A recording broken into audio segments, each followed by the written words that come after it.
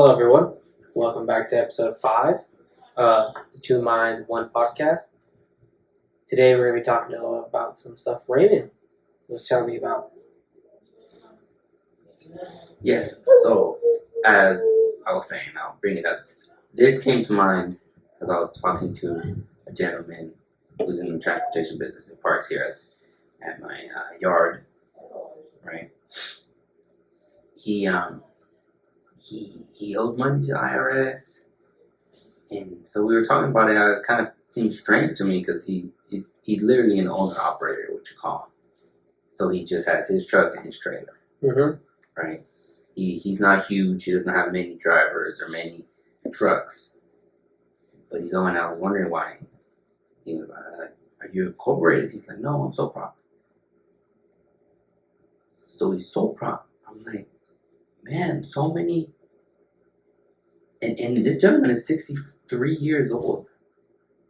So uneducated, and it reminded me of the system, like that we don't learn this stuff, and that I know that we, or at least me, know it because we went and tried to learn it more, right? And our parents, luckily, they taught us some because they've been in the business, right? You refer to what Alex calls the game. The game, yeah. The game of life, the business. Game, right? The game of money. Money, business, right? Understanding. Yeah.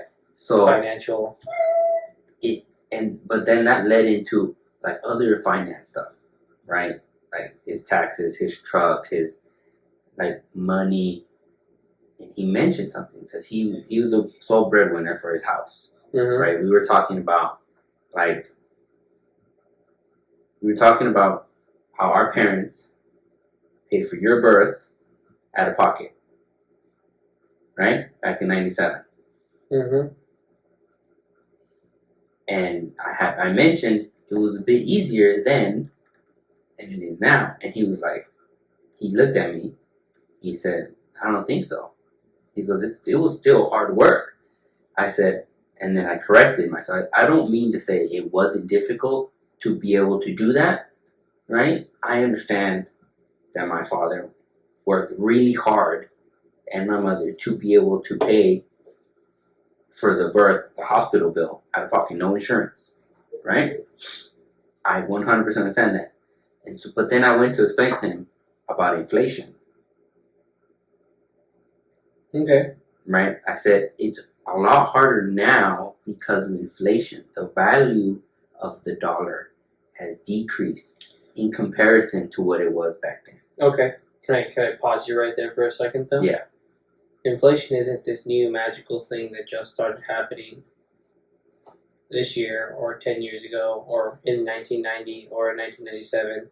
It's been something that's constant, that is a byproduct of the financial institute that is upheld in the current United States. The fact that it's a currency-based system just means that inflation is a built-in aspect of it. Yes, right? I understand. So I think what you mean to say, if I understand you correctly, is the recent higher levels of inflation that we've had since COVID started. No, inflation has been higher. Okay, so we had a really high inflation before in like 70s, roughly, right? Something like that, where it spiked. And then I forgot what president it was. Nixon. Was it Nixon? No, it was somebody else Reagan. after that raised the interest rate to like 22%. Oh. Federal Reserve, right? Which brought down inflation. So the 90s was right after that. After inflation was actually brought back down to the 2% target that they keep, right? Now, and they keep changing the way they measure the inflation, right? But that's a whole nother topic. That's right, that we can get into after I'm done talking about what I'm trying to say. That he was like, okay, I see what you're saying, and then he told me, you made me realize something right now. Right? He said, before, he goes, when I was working all those years and raising my kids, he goes, I wasn't the one that went to the grocery store. He goes, I didn't take my kids out to eat. He goes, that was my wife. He goes, so I didn't really notice the change, the drastic change between then and now. He goes, but remembering now, I remember what I used to pay for a can of soda back then. He goes, and now I went and bought 2 cans of soda and a little snack. He goes, I paid $8. He goes, $8 for 3 items. He goes, I see your point of view now that it is more difficult. Also because the amount of money I made per year and the amount that my house cost me was not 4 or 5 times my income. It was 2 to 3 times at the time. I mean, you remember our parents bought their house in 2000 for $120,000. Brand new 2-story, 2,200 or 2,400 square feet. 2,200 square feet. 2,200 square feet for $120,000.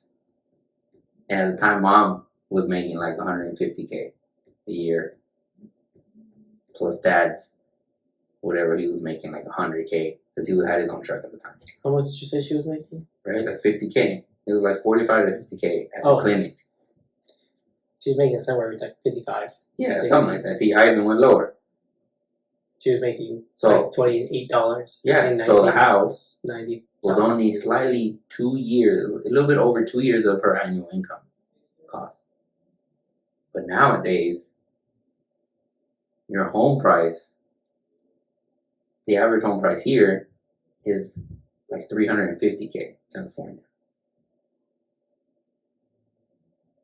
And if you make the same $50K,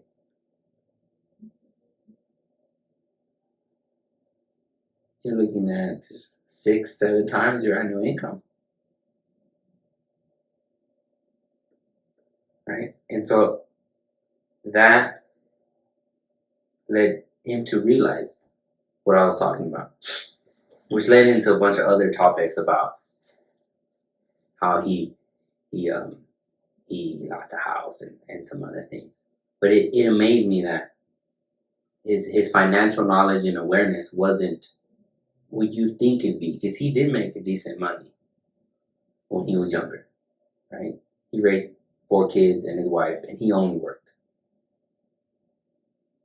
He was the only one. Obviously, transportation, right? Obviously, he was out for months on end, never home, right? Mm-hmm. So just for clarification, Yeah. back in the 70s, Mm-hmm. right? Sorry, mid-60s, Mm-hmm. the tax percentage was anywhere from 70 to 92%. Tax percentage of Income tax. income tax. You mean the highest bracket? Highest bracket. Yeah, that was, if I remember, that was reserved. That was reserved for like over $5 million a year or something like that. If you convert it to now, it's over $3.2 million a year to today's dollars. Yeah. And then John F. Kennedy was the president that decreased the top line rate, which is the 94, that turned to 92, turned to 70%, Mm-hmm. right? And then Reagan dropped it from the 73, right, that John F. Kennedy had left it at when Reagan was in the 80s. Mm-hmm. He brought it down to 28%. Oh man. Which is why everybody liked Reagan, which is why there was such a big economic boom in the 80s. Well, yeah, they kept more money. Well, the people with more money kept more money. Yeah, and then the 80s also, was the time of, excess. Oh, yeah. The 80s were a wild time, man. From everybody that lived in the 80s, they say it was a wild time. That's what we hear now, and I wasn't alive in the 80s. Exactly. Everybody was coked up. Pablo Escobar was in full, Mm-hmm. The Medellin cartel was in full swing, it was the peak of the Cold War,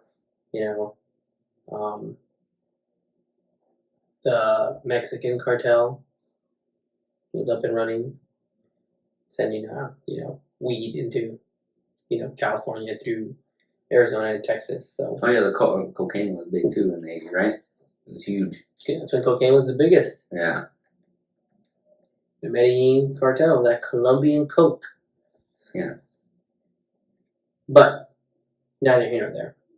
Back to your topic. I just wanted to give some get some information to our viewers. But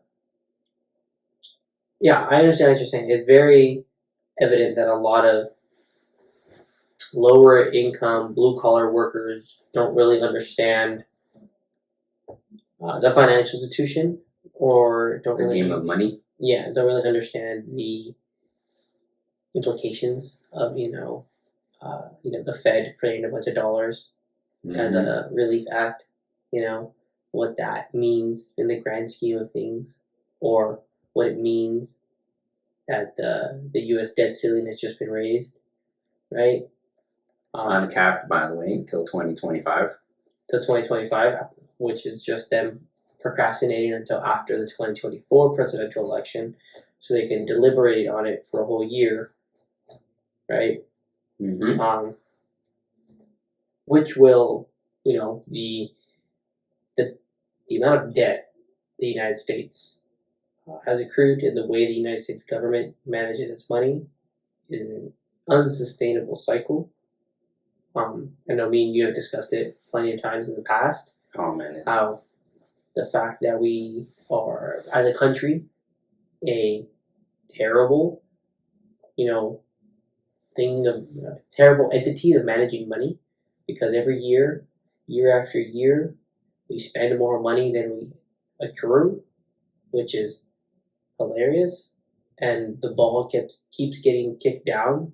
As in, it's not this decade's problem. We just keep pushing it down. Keep pushing it down, and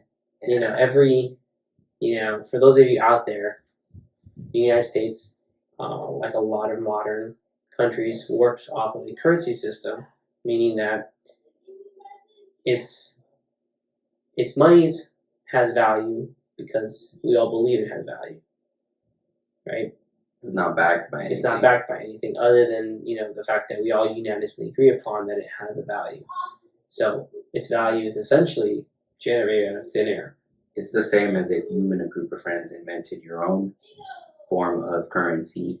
In between you guys, it had a value for the things that you owned and traded and bought between each other because you all believe it does. It's the same as Monopoly money when you play Monopoly. Yeah. That's the best way I explain it. But every currency-based system in the history of the world has always collapsed. Why? Because eventually, either interest rates for that system, becomes so high that unpayable, and you have debt that becomes unpayable because the interest rate accrues faster than you can generate money, or inflation. The other good for or hyperinflation. No, I believe that's what I'm leading to. Hyperinflation, right? So when the U.S. decided to no longer back, when Reagan decided to no longer back U.S. dollars with gold bullion, it started a timer. The timer is to when the currency of the United States dollar will collapse, because it is not a if it collapses, right? But speaking from a historical, standard of understanding financial literacy and also understanding, currency and essentially game theory, it will collapse. Just how you understand the same way, in the same way you understand that, world powers, exist in centuries, right? And the United States has been a world power now for, if I remember correctly, over 100 years, right? And if not over 100 years, coming up close to the 100-year mark. And no world power, if I remember correctly, has ever lasted more than 108 years or 112 years. I forget what the number was, right? I just saw this. So it is an inevitability that it collapses. It collapses, or gets overthrown, or you went real fucking dark there, man. I was just saying someone else becomes world power, because Well, yeah. because when the United States became world power, it wasn't like it wasn't Britain went into shambles. It wasn't it was just really just that the United States was bigger, better, and had ways to leverage its natural resources better, and it wasn't struck by two world wars because of its geographical location. And there's a lot of reasons why America became the world power that it became, right? Mm-hmm. So it doesn't inherently have to go down that super dark path of I know. civil unrest and rioting on the streets and. But that's usually what happens with hyperinflation. Yes. Because there's two options and the politicians always end up choosing hyperinflation in currencies that have failed. It's been shown. Hyperinflation, or you let the economy go through a severe depression after you've accumulated all this debt and kept pushing the ball down. So that means that the depression you're going to get in your economy is going to be terrible to get it back under control. Yes. They always choose hyperinflation because at the end of the day, since the politicians control the money printer, they're already rich and own assets, hyperinflation doesn't really affect them. Hear me out. But just because that happens, it doesn't mean the country is doomed to fail.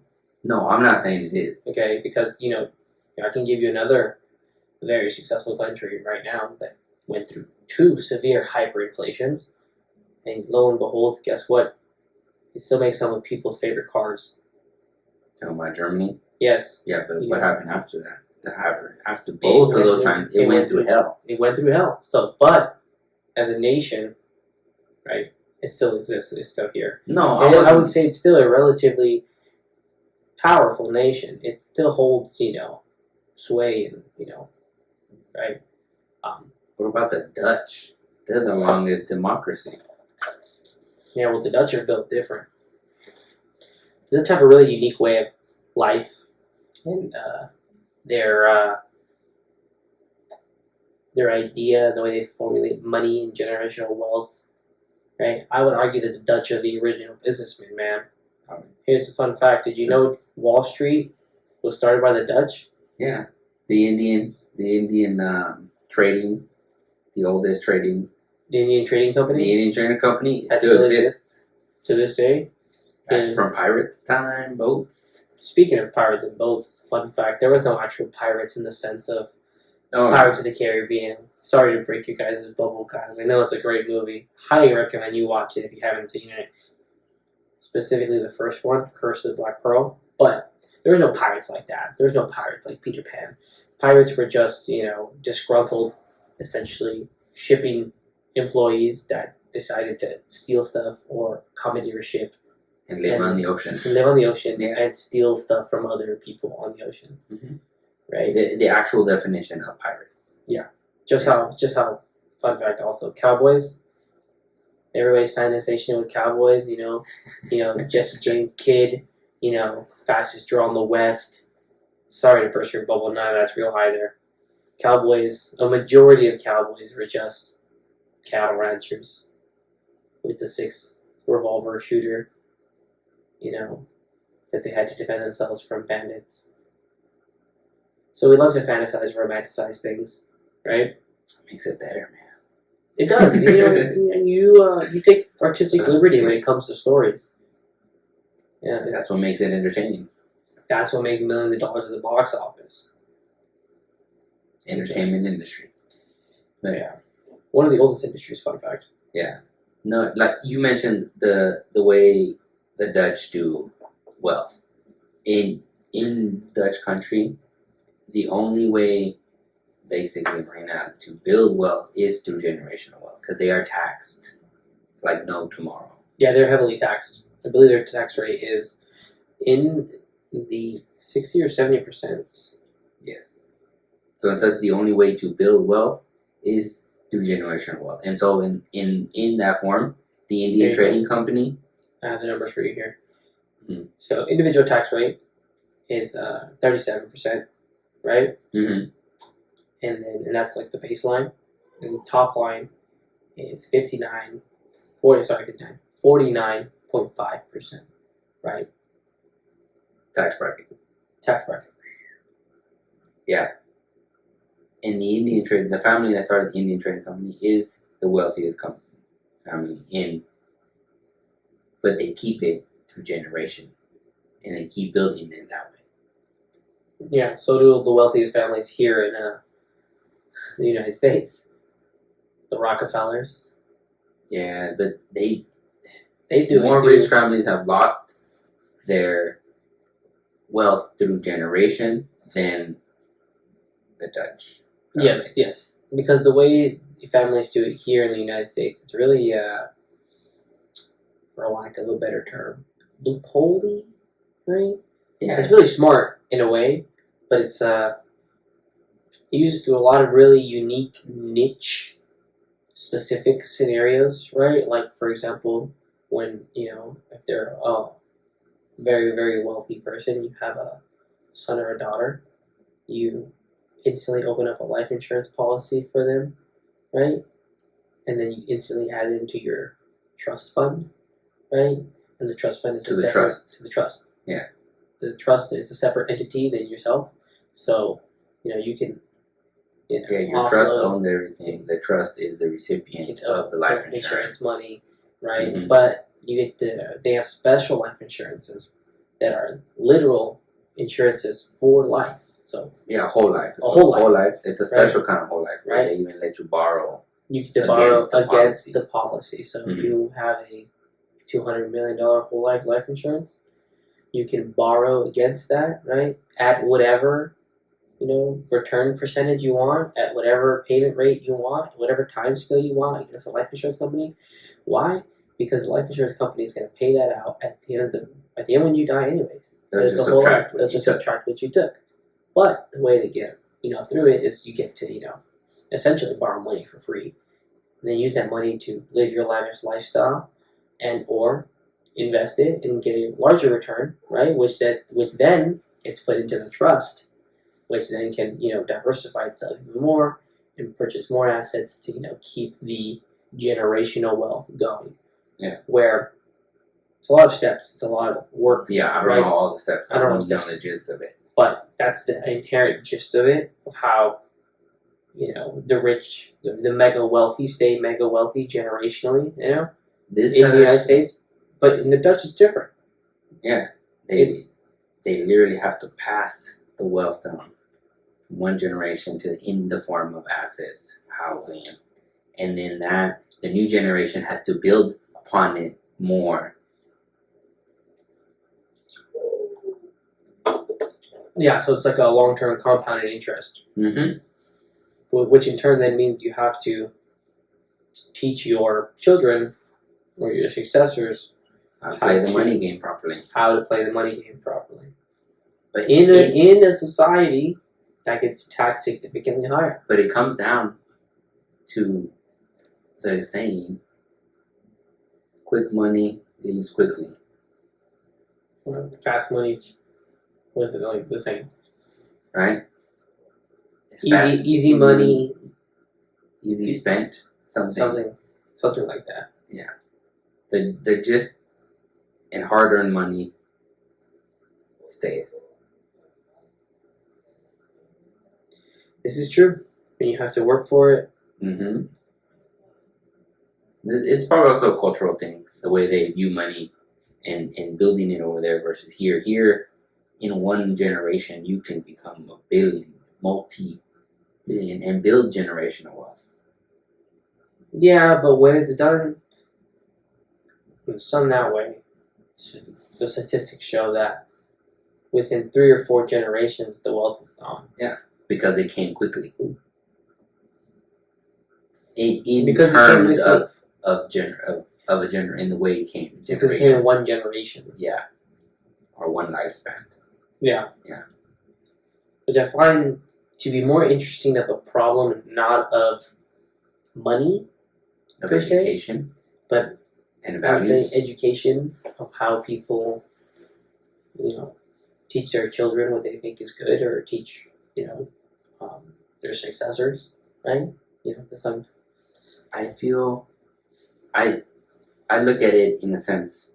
It seems more of to get that money in a generation. The person who is doing the work to do it has to work so much and learns discipline, learns these things that you need to keep this and build it, right?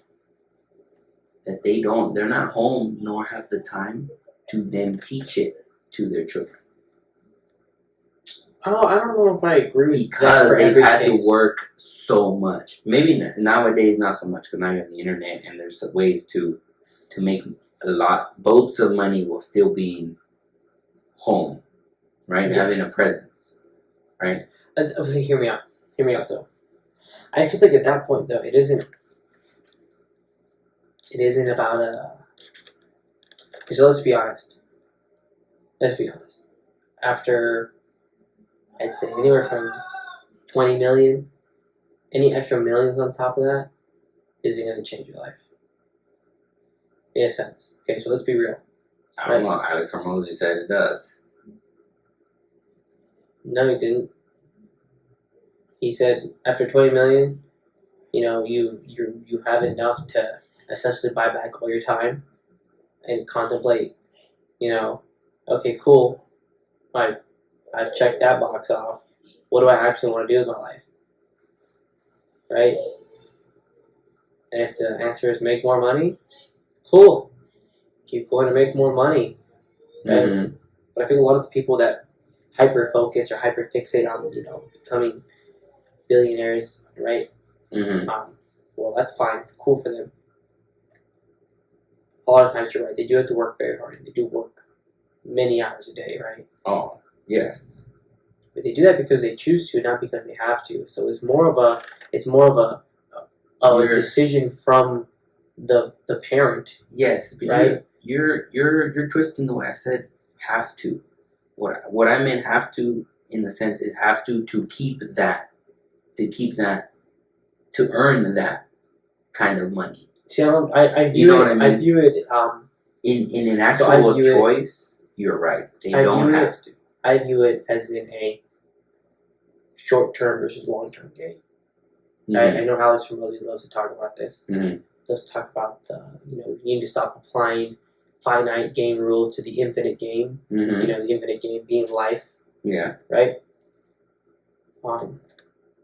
Yeah, so I feel like you should, you know, after a certain point, you know, you have all the time to, you know, raise your children, teach them hard work, teach them discipline, you know, mm-hmm. and, you know, instill them with the right values that it takes to be successful, right? And to have the support, both, you know, emotionally and financially, to literally achieve whatever they want, Mm-hmm. right? And so, if you can instill that into your child, and have them continue to, you know, learn the game, right, and play the game for the family, for, you know, after you're gone, then essentially you have won the game of, you know, life. Because if you can instill those values into your child, remember to tell him to instill those values into his child, right, or their child, you know, then you can essentially, you know, generationally play the infinite game. Exactly. Which is what that's what the Dutch do. Yes.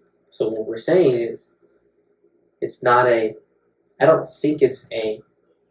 No, but that's. Hold up. I don't think it's a. It is what the Dutch do. So I don't think it's just because of how the Dutch economy or how their system works. I feel like it's a cultural mentality thing. Right? Yeah. I feel like that's where it ultimately ends up. Because I feel like the Dutch might have a better understanding that, you know, at the end of the day, you don't get to take anything with you. No, and at the end of the day, the corporate taxes are high too. Yeah, exactly. So, but that's what I'm saying. Like here, they go for so much more because they envision it as in they have to do it and then pass it on and feel like if you make $1 billion, $100 billion, that it'll last 10 generations.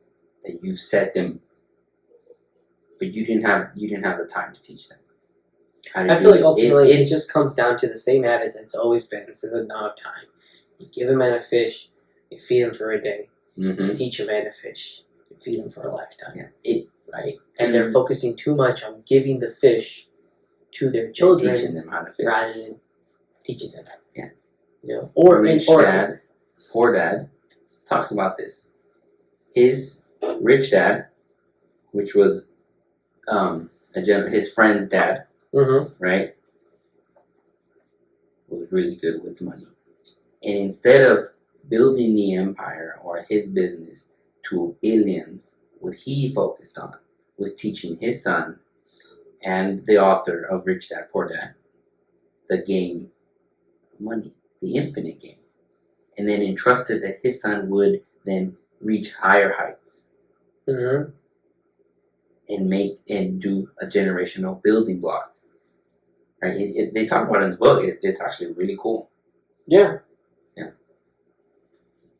Yeah. I feel like that's something that, especially in American culture, it's very taboo to talk about finances for some reason. It's become less so now with the adage of the internet, and nobody really wants to say how much they make. And, it's very much like... I think it's an embarrassing... I don't think it's more of an American. I think it's more of a lower economy, lower like income. No. Because as I've talked to people that make more money, they are way more open about making how much money. How many people in the world really make in the United States make a lot of money? What percentage are they? I mean, there's actually quite a few people that make $1 million a year. The 1%? No, I mean... Yes, the one time. Do you know to be in the 1% how much money you have to make in the United States? How much? It's over $250,000. No, that puts you in the top 10%. Look it up. I just saw a video. You gotta fact check this. Okay. But continue. Right. Where did I leave off? You're saying it's not a... It's not a what?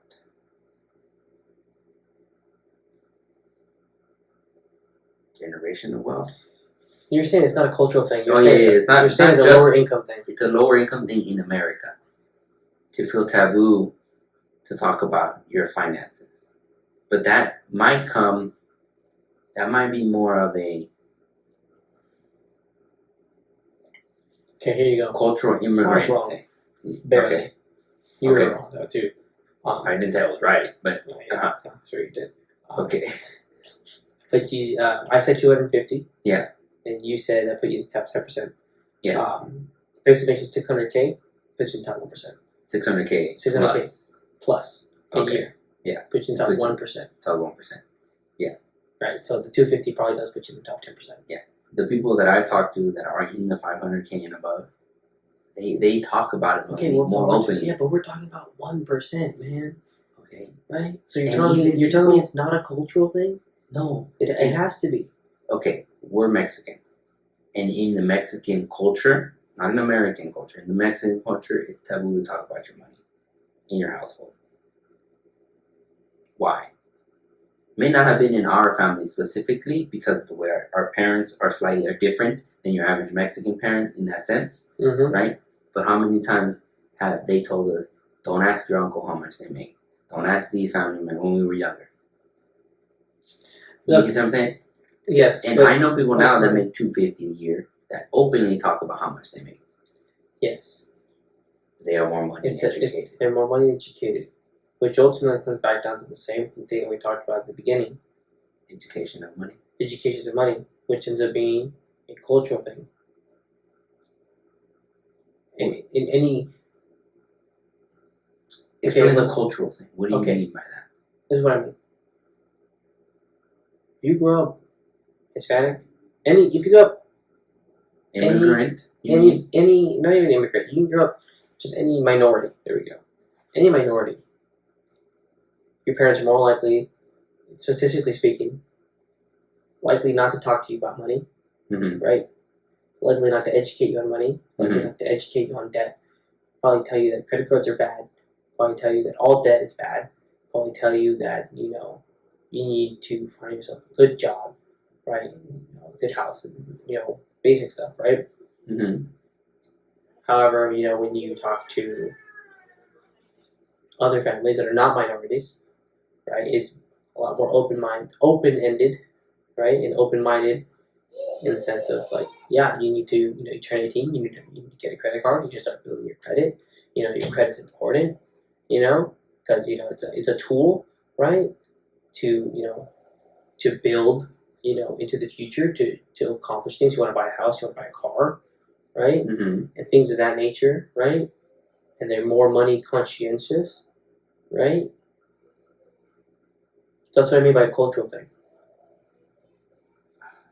It's so Look. hard though, but minorities tend to also be the lower income. So Hey, man, maybe it overlaps. I understand that. You know what I'm saying? Maybe it overlaps. But you don't. Just because you're in the lower income doesn't mean. It doesn't mean that the same rules that everyone has to abide by don't apply to you, right? And so what that comes down to, I do agree, it's ignorance, right? Right? But the ignorance doesn't just come from, from being a person, from being less educated, right? It comes from, it's a cultural thing, the cultural thing is, not really looking out for. I feel more of it's an embarrassment. It It's became a definitely- cultural thing, but it's become more it's from an embarrassment thing. It's 100% a pride. You're There we go. 100% a pride. It's a pride thing. That's It's a what pride. it is. It's a pride thing. You In hit the minorities, coffin on the and in nail. minorities of lower education, pride is a very sensitive topic, Mm-hmm. and it's something that they don't like being, for lack of a better term, tickled with. Mm-hmm. They get offended easily, right? Yeah. And so, it's 100% a pride thing. It's not. When you know that there's other people out there making, $100,000, $200,000 a year, saying, yeah, I make confidence, and yeah, I make $24,000 a year. It's kind of hard, right? It shouldn't be. It shouldn't be. You shouldn't be embarrassed of how Because much you make. Because all work is honest work. All work is honest work, and all work is hard. Yeah, in its own way. Yeah, exactly. Some might be physically, intensive. Some might be mentally intensive. Some might be stressful. Some might be, I mean, I've met people that make 24, 30K that are smarter and harder working than people that make 100. And they know their money better than people that make 100K. Yes, I have met a lot is of people that understand their money and where their money goes better at lower incomes than some of the more middle class incomes. Right? I don't know where that line somehow disappears as when people transition from needing to account for every dollar that they have, and then kind of accounting to every dollar. So what I've heard, this might have changed now. From what I've heard from people who have made close to $500,000 a year, is essentially at the time was $10,000 a month covers all your house and all your dream, like basically everything you want, right? Without extreme necessities. Still doesn't leave you with a lot of extra spending money to just buy and go out whenever. You still plan, you save. But $20,000 a month puts you in that you could almost basically just, on a whim, decide to take a weekend vacation somewhere. You have an emergency flight, you go. $5,000 a week, dude. A week, yeah, $5,000 a week. That's almost $1,000 a day. It's $1,000 every day if you work 5 days. Exactly. If you divide it by 7, it ain't. Exactly. So it ain't that bad. It's pretty good. But, I mean, this was back in 2013 when I heard this. So maybe now it's more. Yeah, inflation now, 30,000, 20, just double it. 40 grand, but that's half. That's insane. Right? There's no way it's doubled No. quickly. But yeah, 30,000 probably closer to the 30, anywhere between 30 and 40,000 now would probably be. Even 20,000 now, you're doing pretty well for yourself now. With the family, 30,000 a month, and you're living, you buying the car you want, you're driving whenever you want. You don't worry too much about gas price or where you fill up. You're not looking at oh, I'm gonna fill up at Arco. I'm gonna fill up at that mom and pop gas station because it's 20 cents cheaper. Mm-hmm. You're just like, Closest gas station to my house. It's true. It's true. You go to the grocery store and you don't look at the price tag. You just grab what you want. This is true. And I feel money doesn't discriminate because money will go to anybody, which is how we end up with people that are really good at counting their doughs and really smart but don't make that much money. To people who are, you're like, how is this person making $500,000 a year? How is this person making $500,000 a year and still broke? You know, Mm-hmm. or their intelligence, like you're just like, how, right? Because money doesn't discriminate. Money goes to those who figured out the money game. Yeah, it's just a game, like any other game. And I know every financial guru is saying this right now, right? Or money it ain't taught, and it should be taught. It almost feels like it's done on purpose to not be taught. We know school was not invented for, like, When you look was at a YouTuber who invented school was a businessman, right? Yeah, so Businessmen invented school was invented to generate good workers, right? And good workers, and the person who invented it, their mind, I'm assuming, thought that understanding money and the game, and fractional reserve banking, and debt and interest rates, and all of that, assets, liabilities, all that wasn't important. Right? Because then you lose a worker. Because once they understand all that, and they go, well, why am I wasting my time making you money when I can be making eventually you will lose them. Eventually you will lose a lot of people. Right? So it's a lack of... It's definitely a lack of knowledge in the sense of teachings, but I also feel like it's really hard to get an 18-year-old, a 16-year-old who doesn't really understand the world to sit down and understand, hey, son, without them, already having an interest in it, to have them sit down and understand, hey, this is how the banks work. When you deposit $1,000, they are legally allowed to only keep 10% of that in there and then take that other $9,000 and load it out as a loan and generate interest on it, right? And then someone else deposits that $9,000, right? And then that take 9% of that. So now they have $900 in there, and then they are allowed to loan out $8,100, to make more interest and more money, and so forth, and so forth, right? Until your $1,000 turn into $10,000 or $100,000, right? Yeah, they're creating money out of thin air. Yes. Yes. Right. Because it's debt. Yes. It's debt. It's essentially what it is. Sure. So it's hard to teach someone that doesn't want to be taught a lot of times, I don't think it's not that they want to be taught, but maybe the way we teach it, because let's be honest. Maybe the pop more. Let's be honest. When you start teaching it. Yes, but let's also be honest. Not everybody wakes up in the morning and goes, ooh, I'm going to learn about fractional reserve banking. I'm going to learn about finance. I'm going to learn how to use good debt, right? What good debt versus bad debt is. Right? Not every high schooler is going to do that, right? And so while I do agree that having it taught in school will help, kickstart that process, kind of like, I remember in school when they taught me, there's good debts and bad debts, and then that can spark, whenever the time is that they need that to start looking into it. So I do think it should be taught, but I do think there has to be some other way to, I feel like almost before you make a big first purchase, right, you need to go through a course that tells you if you truly understand, the money game, right? And I understand why a lot of people don't.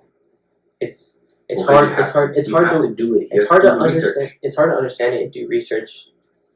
It's hard to worry about the money game when you're worried about paying and meeting, surviving. You're when you're worried about making ends meet every day.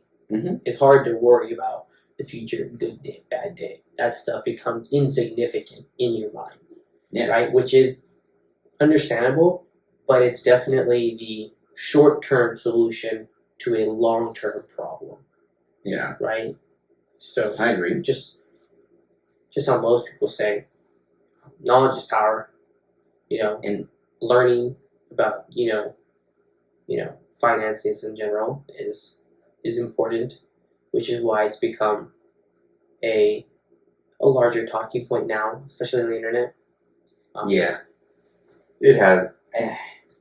To that point, I feel your point. Teaching 18-year-olds, you're probably most 18-year-olds, most teenagers probably won't want to learn that.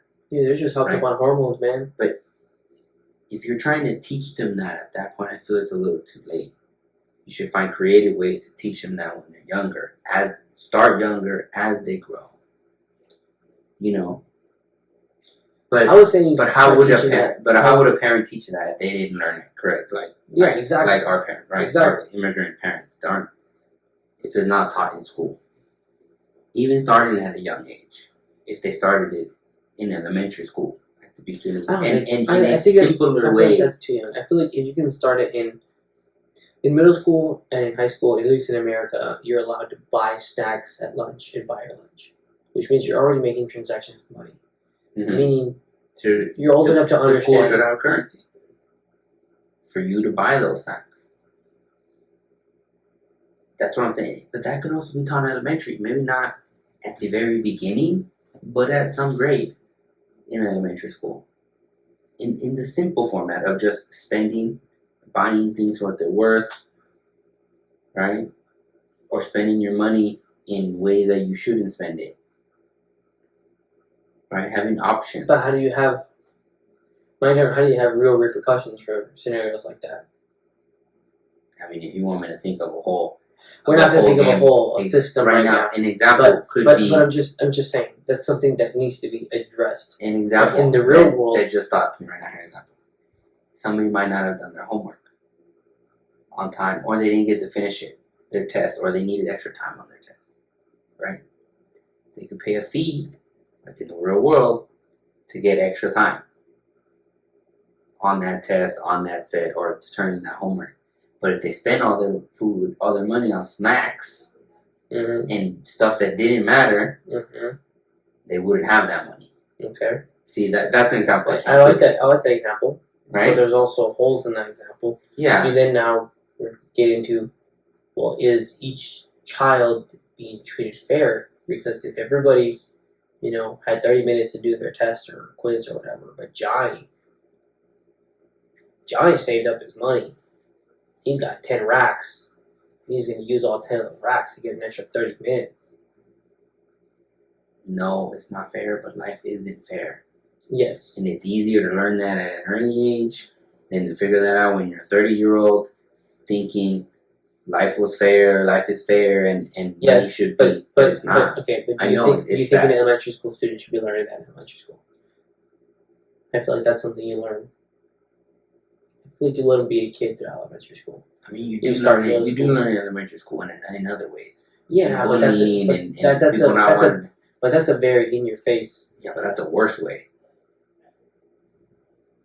Well then, the situation. I see. In the sense you're saying, okay, life is more personal. If you didn't save your money to buy the snack, that's more to buy your extra time at the test. That's more personal. You did that. No one else is doing it to you. You did that to yourself. So you have two solutions: either save the money, or study so that you can finish within the time limit. So you can enjoy your cake and eat it too. Yes. Right? Yes. And I'm not saying this at a young age. I'm just saying, look. What I'm saying is, I do think understanding the game of money should be taught in school. But I don't think it should be taught at the elementary school level. Because I think you should allow kids to be kids at that level. Maybe because 5th or 6th grade, closer to middle school. I completely disagree with you. Okay. Once you get into middle school, I feel like you can start teaching about money. Right? Did you don't really buy anything in elementary school? You buy a snack with like a quarter, maybe now it's $1. since I haven't been in elementary school in 20 years. I'm going to have to agree to disagree on that Right. one. Because I can guarantee you're not going to be able to get 95% of the elementary school kids to see that, to have the foresight to see that. No, There is a but you're- maturity level that is required. I understand what you're trying to do. I understand, it's positive intentions. I just It- disagree with. It's positive intentions disagree- and habits. I disagree with when you start teaching it. You can start teaching to the lessons, right? That, you know, you need to work hard for things and you need to understand the way things work, you know, blah, blah, blah, blah, early on. But I don't think you need to start inherently creeping money in, you know, into that at that age, Okay. right? But obviously, you know, we're just two people on the internet, so Yeah. right. But yeah, I understand. I feel like it's a completely valid point. If you know, can think of a super foolproof way to, you know, make it. I mean, this is life. There's nothing foolproof. Okay, As close as we can get. as close as you can get. You know what I mean? Yeah. Right. And the fairness thing, you know, is a big issue. Because especially at a young age, you feel like the world should be fair. Yeah, but And it's a hard reality to wake up to. And I understand that you But do it's need one of to those wake things, up. the sooner you wake up to it, the better. Is it though? I'm not saying as Is a it kid, though? but I mean, how old are you in 5th and 6th grade? Dude, you're 10. 11. Yeah. You're a freaking baby. They're barely telling you, hey. But you're learning consequences also. As a girl, they're barely telling you, hey, you're going to start bleeding out of places. And as a guy, they're going to tell you, hey, Your voice is going to change. you're going to start growing hair in places. Like, I feel like you are I feel like you're trying to rush No, I'm growing up for children in that sense. I'm not trying to. I'm not saying that you should rush it. You should introduce it.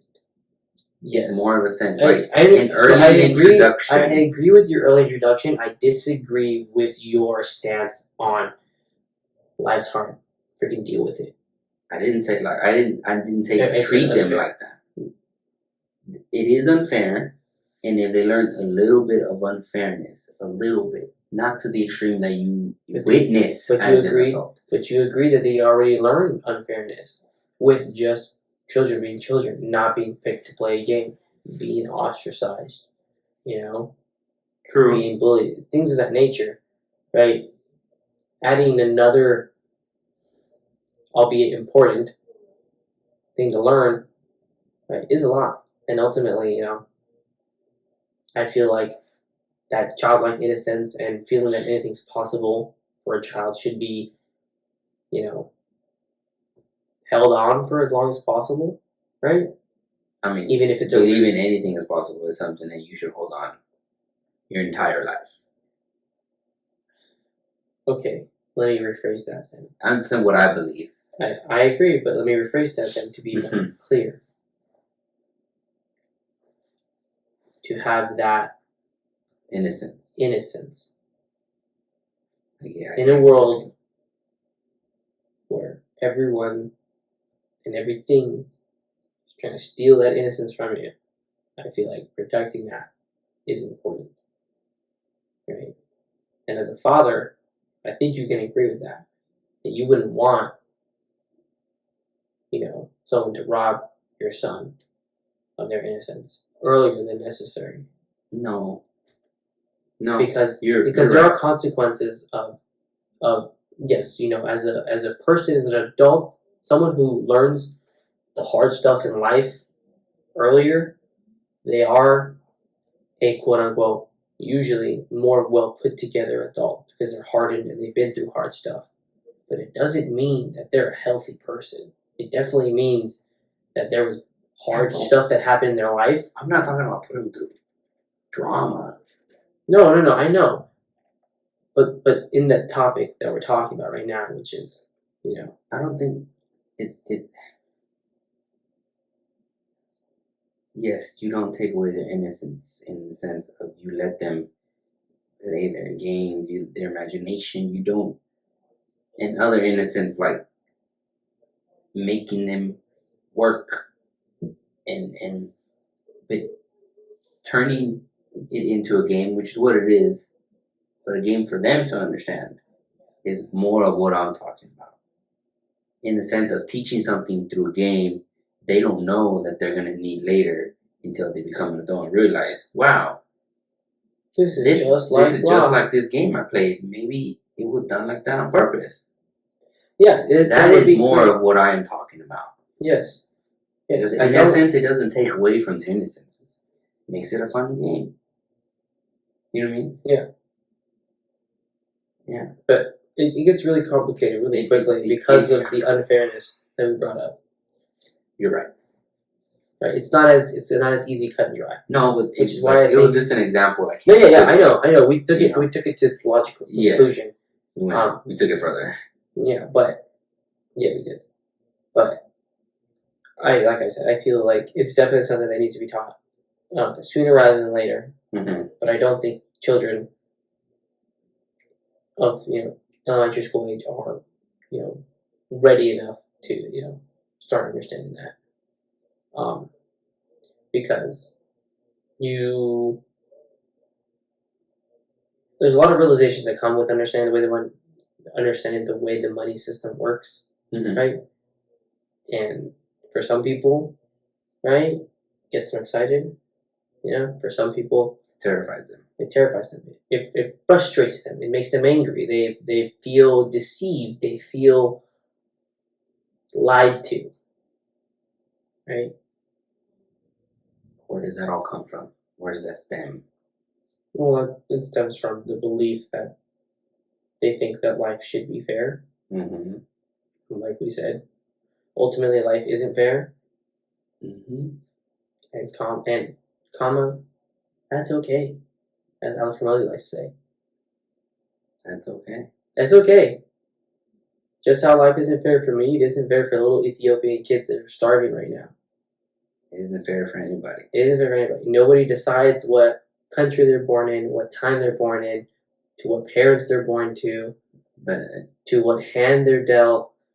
Yeah. You just exist, and you had a starting hand, and some people's it's better. You got the hand you were dealt and some people's it's worse, and some people's it's even worse, and some people's it's even better. And you work with what you got, right? Mm-hmm. So that's it. But that unfairness, in a sense, right now, it could be looked at as the proof of free will. In a sense. Right? Like in that direction of free will. Because if everything was fair, I mean, you wouldn't have differences. I wouldn't say. Could you really have that? I get what you're trying to say, but I feel like that's not. It is applicable, but I don't view it that way. I view it in the sense of life is like it's good and bad, right? It's highs and lows. But come out with your other quote. But it's like it's a lot of gray, a lot of the middle, a lot of right. And so the fact that that you can be born on the shady side of the spectrum, on the really hard side, or you can be born on the really easy side of the spectrum is just another thing of life. There's just you drop with lemons or you drop with apples. Yeah, there's just variation upon the same line, right? Just like somebody's intelligence. Everybody's capable of learning. Everybody's capable of, figuring things out. It's just where your starting point is. You don't get to decide that. Right? True. So, I feel like it's more a proof of life is a spectrum, and like everything, there's there's two ends to it, and everything lies somewhere in between those two ends, Yeah. right? And so that's where I feel like the life is unfair, right? It just proves like, yeah, life is life, right? It's gonna be good, it's gonna be bad, it's gonna be in between, it's gonna be great, it's gonna be awful, right? So you just gotta enjoy the ride. Look at the good stuff. Yeah, focus on the positive side. Yeah. Be happy that you Woke up today. you're able to do the things you're able to do, right? Because there's a lot of people that came before you that would have loved to have lived in a time where the common cold didn't kill half the village every year. So, True. right? True. Well, guys, that's all the time we have for today. If you learned something, leave a comment. If you liked it, subscribe. And if you didn't, hopefully next time we have something you'll enjoy. Well, hope you guys enjoy. Stay positive. And keep trying, guys. Like we said, always learning. Always trying to be better. Till next time.